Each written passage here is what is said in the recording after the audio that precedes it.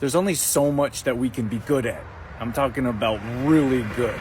There's only so much that we can be an expert at. The best people in the world are an expert at one thing. The top Olympic athletes, they're not Olympic athletes in multiple sports.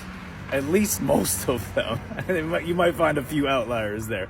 But there's so many opportunities out there. There's so many different things that we could do or specialize in.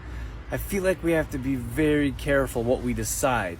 Because once you get down that rabbit hole, of course it should be something that you love, but I think sometimes we fall into someone else's trap or someone else's thought process or someone else's plan of like, oh, that's a good idea. And I've ran down that rabbit hole myself a number of times. It's really difficult to focus, but I feel like I have a different mind frame of being an expert in one area, not deviating and staying with it as long as possible.